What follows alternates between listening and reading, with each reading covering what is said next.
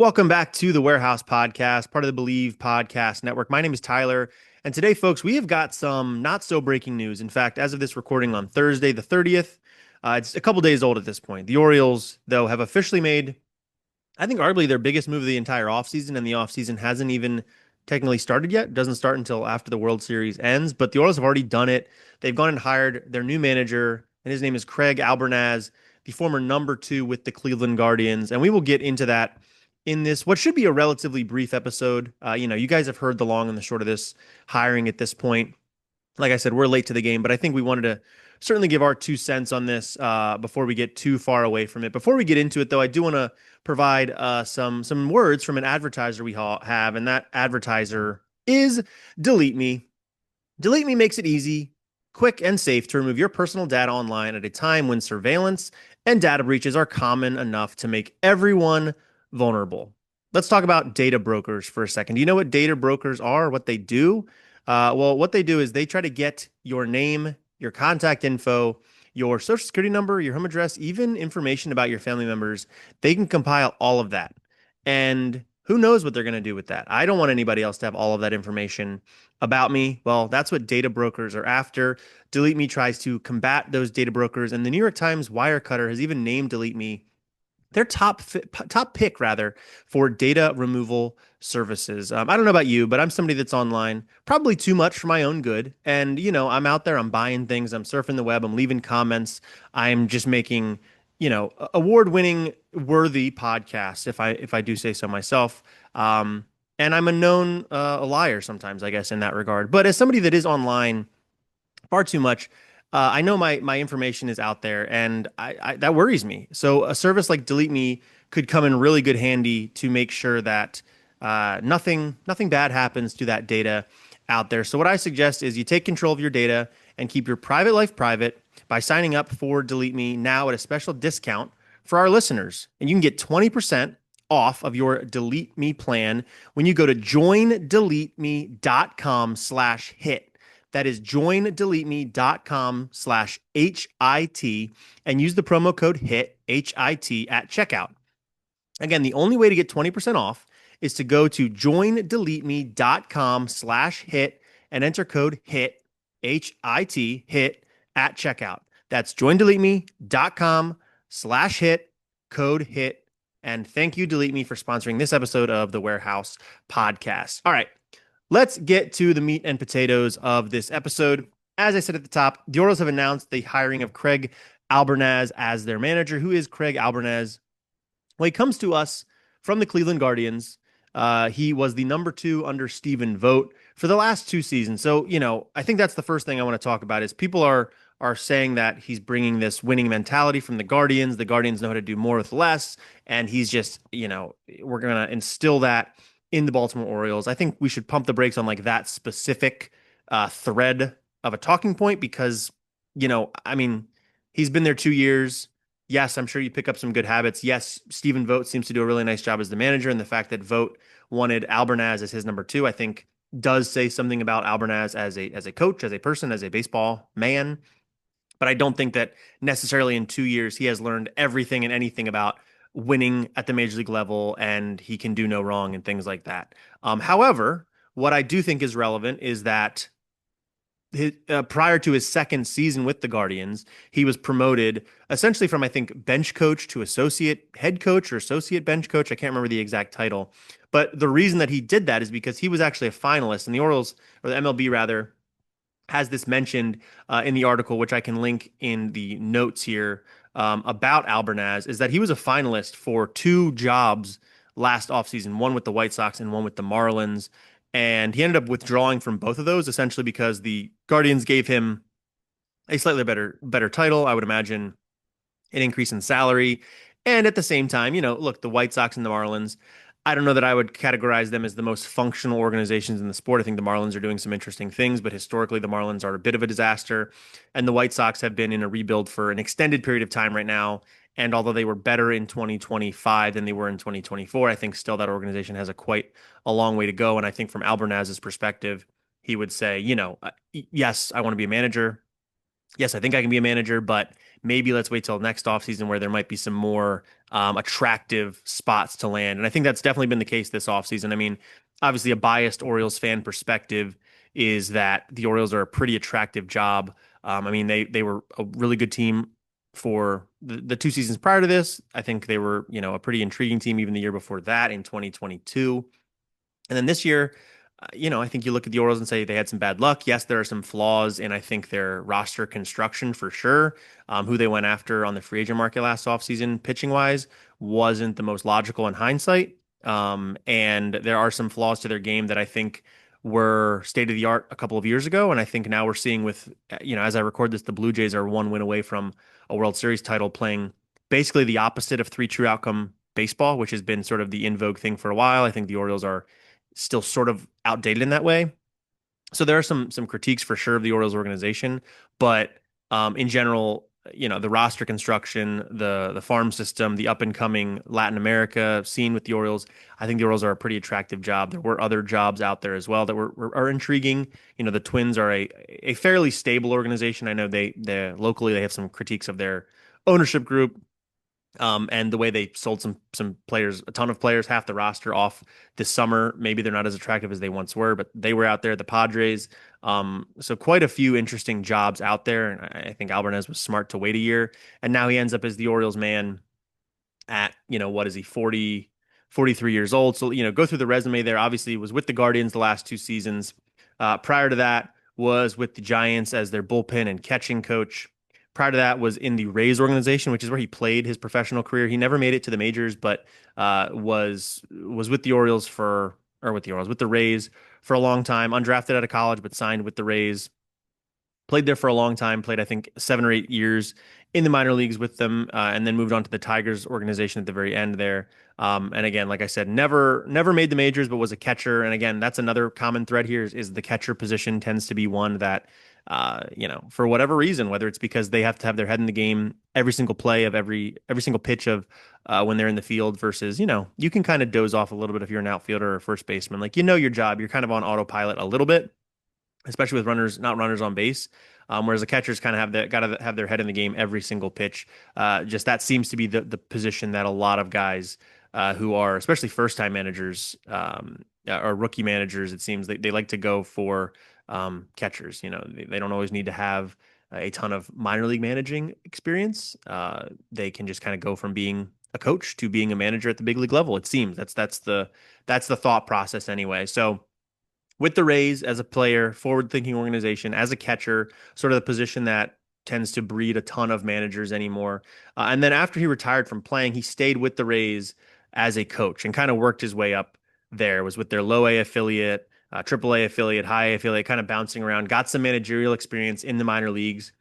He was the manager of the high A Bowling Green Hot Rods in 2018, and he was named the Midwest League Manager of the Year that season, and then moved up in 2019 to be one of their field coordinators. So has really done all sorts of things throughout professional baseball, has obviously not managed at the major league level yet, hasn't even really been a coach at the major league level for a terribly long time. Really just started with the Giants there in the 2020 season, was their bullpen and catching coach. And then, like I said, after the Giants, went to the Guardians for just 2 seasons, and now gets to be the manager at 43 years old. So, I think in terms of surprise here, the name is surprising only because he wasn't one of the names mentioned in reporting. We heard about Scott Servais, we heard about Ryan Flaherty, Albert Pujols.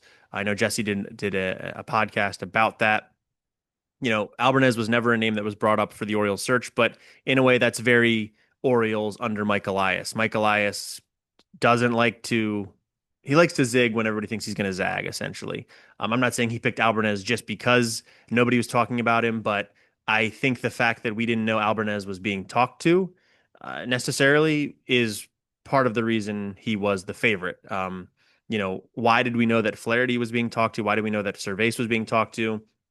Pujols, because those guys' agents were, fishing for additional conversations with other teams. Flaherty's been talking to the Twins before they hired somebody new. Pujols, we know, talked to the Angels, wanted to go to the Angels, potentially using the Orioles as leverage. I think that kind of a thing doesn't really sit great with Elias in the front office. They run a really tight-lipped ship over there at the warehouse. And I think potentially in conversation with Albernaz, they would say, look, like you're one of the dudes we really want, but we're going to have this full process of talking to the retread like a Cervase, the up and coming bench coach, which is kind of Flaherty. Been with the Padres, been with the Cubs. I think Flaherty's going to get a managerial job, maybe in this cycle, maybe not till next year. But he's kind of the up and coming name I think you've seen for a couple of off seasons now.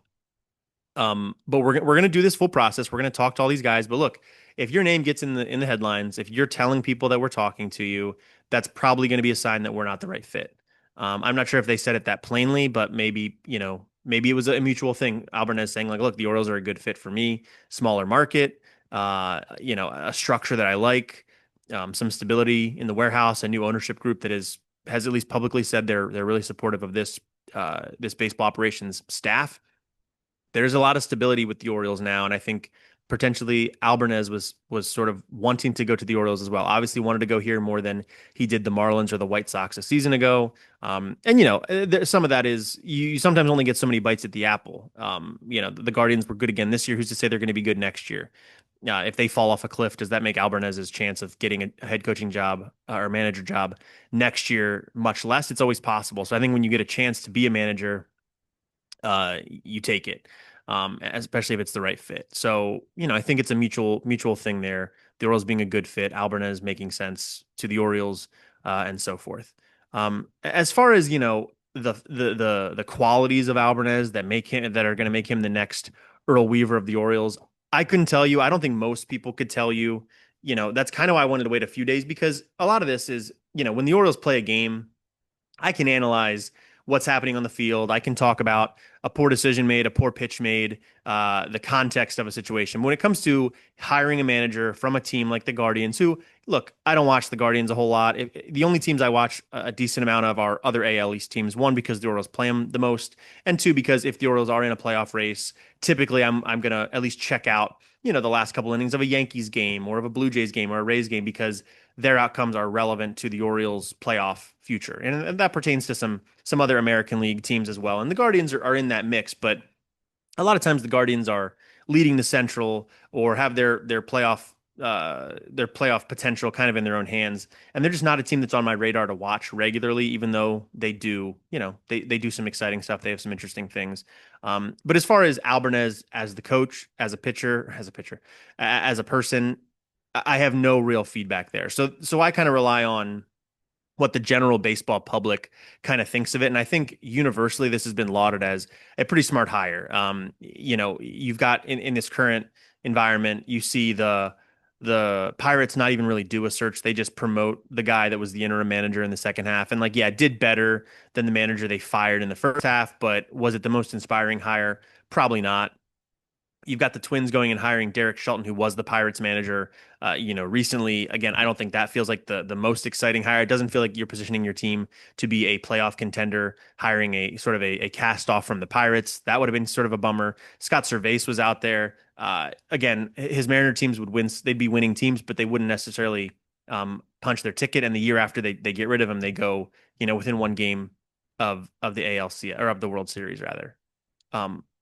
So I think that's all relevant context there to say that Albernaz, he's a little bit different from those things. He is he is an upside play. This is not a guy that the Orioles were going safe with. This is a guy with potential. The entire league seems to think that. The Guardians thought that because they paid him more and gave him a better title to stick around as Vogt's number two.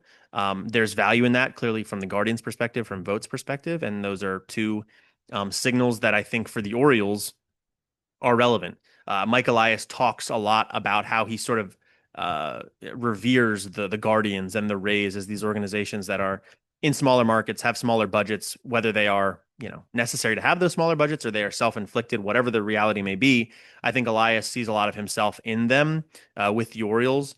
And I think if he can replicate some of that success in an arguably a tougher division than the Guardians have, the Royals are very up and down. The White Sox have been kind of a disaster for a while. The Twins are doing what they're doing right now.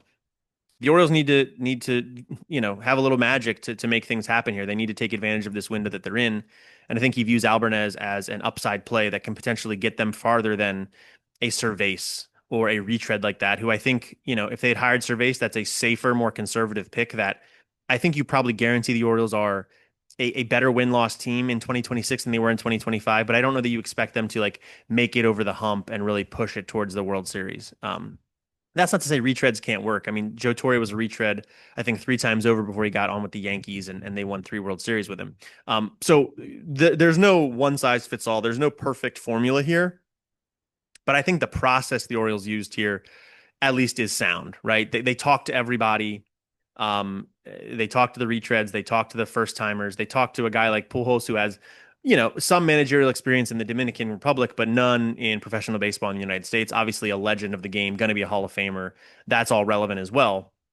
But they got all this perspective. They talked to Tony Mansolino. I'm sure they had a thorough vetting process with him after he led the team pretty admirably from mid-May on. The team was a winning team from the moment he took over the reins, and I think once he was able to get his full hooks into him late in May, they really took off. They were several games above 500 in that time frame. So they kind of talked to all the perspectives and settled on Albernaz, who the reaction's been, I think, very positive about the hire. It's all kinds of people that actually know this stuff, that maybe know him personally, that know Stephen Vogt, are kind of lauding this as a really compelling hire that puts the Orioles on track to potentially excel here and put them on the fast track towards a World Series type of team. Of course, the manager is only one piece of that. I know when Brandon Hyde got hired, that was, I think, also at the time lauded as like a logical hire for where the Orioles were then. They were going to be a bad team. They had a lot of young players. Hyde had a lot of minor league experience, had been on Joe Madden's staff in Chicago, which I think Joe Madden, a decade ago was like the creme de la creme in managerial circles now. So I think all that stuff makes a ton of sense, and I can't really complain about it. I think, I personally, as a fan, don't love the reverence of Cleveland as an organization. I don't love how they do things. Obviously, they do a great job. Their pitching development is fantastic, and they always do more with less. But they also always feel like they could be doing more with more. They could be spending more. They could be doing more aggressive things, and instead they're pretty content to kind of sit where they're at. And again, I think that could be the result of the division they're in. They don't have they don't have a ton of heavyweights in the AL Central the way the Orioles have, the Yankees who spend a ton and are, the most notorious franchise in potentially all of sports, definitely all of baseball throughout the world. The Red Sox always spend a ton of money. They made the playoffs this year. The Blue Jays might be about to win a World Series, and they spend a lot of money being in Canada. And then it's the Rays, who might be the smartest organization in baseball. And then the Orioles are kind of an oddball in the organization. Yes, they've been better recently. They won the division in 2023, but a bit of an oddball there that they do have to do more with less. But I think also new ownership, a pretty rich ownership group, has yet to totally invest a whole lot in the team. Yes, they gave Basayo the contract, and yes, they've been willing to do 1 year deals for starting pitchers. The trade for Burns when he was going to make a ton in arbitration. Pretty beefy salaries for Sagano and Morton last year. They've been willing to do these sorts of things, but long term, haven't seen the Gunner extension, haven't seen the anybody else. I know, Holiday, Rutschman's a catcher. They don't all make sense. I think Henderson makes a lot of sense. The Basayo moves makes a sense as well. I think Henderson's the one that really sticks out as like try to make that happen, but of course it takes two to tango there. But all that to say, I wish the Orioles would just spend a little bit more versus always feeling like they have to be the small fish in the big pond and be so smart and try to cut corners here and there. I don't necessarily want them to be the guardians of the AL East because I don't know that really translates. Of course, the Rays exist in the East, but I think we've kind of seen the Rays sort of get caught up to a little bit in the league recently. They haven't been, out and out smarter than anybody else in a couple of years now. So maybe there's some rebalancing of the scales to happen there. So that's the only part of it. But the manager's only one piece of it. The manager's not coming over and bringing the pitching development process. He's not coming over and bringing the budgetary constraints that the Guardians had. He's just a person who maybe understands the workings of the Guardians and can bring a fresh perspective. And that's certainly worthwhile. I think Mansolino did a nice job the second half of the season. I really appreciate that. I hope he gets a managerial job at some point.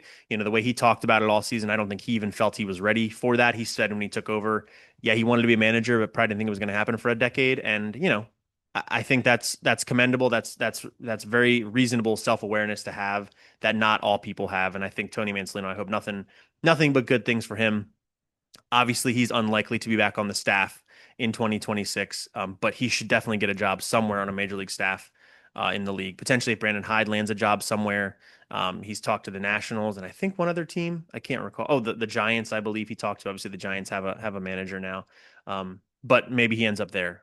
Would that work? You took my job with the Orioles, but what are you supposed to do? Maybe there's something there. And I think that's one other piece of the puzzle here is we need to see what staff Albernaz puts around him. I would expect him to basically clean house. We know two of the hitting coaches are already gone. We know Tim Cousins was out the door with Hyde, so that's the bullpen coach gone. And all pretty much all the names, not all of them. I'd say Buck Britton kind of stands out as a guy that wasn't necessarily a Brandon Hyde person. He was with the organization prior to Hyde, prior to Elias, got put on the major league staff, potentially to keep him from getting a job on a major league staff somewhere else in the league. Maybe someone like him is a favorite of the front office. He gives some comfort to the existing players, some continuity. Maybe he sticks around. John Mabry, I think, was brought in after Hyde was fired. Although the longevity of his deal with the Orioles is very unclear. If it was just for last season, if it's multi years, whatever. Maybe he sticks around again as some continuity, and again not being a Hyde related person. But I think beyond that, the Orioles are probably going to clean house. Albernaz, you expect him to bring in his own bench coach, potentially someone from the Guardians staff that exists now. Maybe he promotes somebody there. Again, these are probably based on relationships and trust. That these are things I don't know. Potentially inside baseball people do, but even then, I think sometimes that's tough because it depends on what the Orioles can make happen financially, what the teams they're with can make happen financially, and the fit with Albernaz. So it's unclear there. But I think clearly the Orioles need a fresh approach, particularly on the hitting side. I think the pitching for me, given the constraints of injuries and the talent you had available, I think the pitching was pretty compelling, especially in the second half, especially in like August and September. Bradish back, Rogers was amazing, and I think deserving of some down ballot Cy Young consideration. I think the pitching is pretty exciting. I expect them to add a legitimate veteran to the front half of the staff this offseason. Maybe that's wishful thinking, but the pitching to me is pretty interesting. The bullpen needs to improve, but I think again you're going to get some outside help there, outside talent. Hitting is where I don't know what to expect. I think they're going to go get somebody, but the vast majority, 8 of the 9 starting spots are already on the roster, in my estimation, because you're not going to replace Henderson, Holiday, Westberg, Rutschman. We know Rutschman and Basayo are the catching duo. Maybe Alex Jackson makes the team if Basayo, you don't want him to catch, half the games, maybe play some first base there. Maybe Alex Jackson makes the team again. And then the outfield, I think Cowser's making the team, Beavers making the team, O'Neill's on the team. Like you've only got so many spots. I think there's room in the outfield to add an impact bat. There's been reporting that the Orioles are going to search for that this offseason. And then I think first base is a question. Maybe Mayo has shown in his mettle to be the starting first baseman that allows you to move Mountcastle, and then Basayo can kind of be the left-handed part of a platoon over there on occasion, and along with DH and things like that. But in general, the offense is pretty set. So what can the Orioles do there to fix whatever has gone wrong with them for the last season and a half? Because they've been pretty terrible offensively since the All-Star break of 2024. Rutschman has been a big disappointment offensively since then. We know there's been some injury stuff, both 24 and 25. And now you've got some younger guys coming up with Mayo, Basayo, Beavers, that you need to make the most of them. Plus, Henderson's going to start to get expensive. Holiday's going to be entering his last year prior to arbitration. You want to get the most out of him. Let's see what we can make happen, and hopefully Albernaz has some thoughts there that he can lend to them. Maybe some things that the Guardians are doing that the Orioles aren't, that they can bring the technology in or the analysis in day to day, that the Orioles are missing a piece of that. It's good to get fresh input every couple of years, and that's where we're at. So. Yeah, that's the long and the short of it. I don't think I said anything revolutionary there.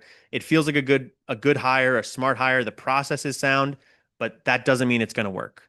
Just because the process was sound does not mean that the Orioles are now set for a World Series run. But I don't think you can really complain about the steps the Orioles took. They talked to all the people. They got all the perspectives. They settled on a guy that, to me, is not a safe choice, is an upside play, but generally baseball people regard him well. And, while you don't want to get too stuck into groupthink, I think, you'd also be worried if everybody was like, yeah, he doesn't seem ready yet. Like, yeah, he's, the anecdotes of this, that, or the other, that has not come out. So I think given where we're at, you have to be pretty happy with the hire. I know I was kind of personally looking at Ryan Flaherty as a very interesting option, and Albernaz checks a lot of the same boxes that Flaherty has, minus Flaherty played in the major leagues for a while, and Albernaz didn't. And how much does that matter? Famously, the Orioles' best manager ever, Earl Weaver, did not play in the majors at all, and that worked out pretty well. Buck Showalter also didn't play in the major leagues, more modern example, and was very good with the Orioles for, 8 years or whatever it was, not 8 years, 6 years. So I think that there's some reason to be optimistic there with the Orioles. So yeah, let me know what you think in the comments of this episode. Are you happy about the Albernaz hire or not? And tell me why or why not. Also in the comments of Spotify and on social media at The Warehouse Pod on Blue Sky. And you can also email us, thewarehousepod@gmail.com. But that's all I've got for now. Like I said, my name is Tyler, and this has been The Warehouse Podcast, part of the Believe Podcast Network. And we will talk to you later. See ya.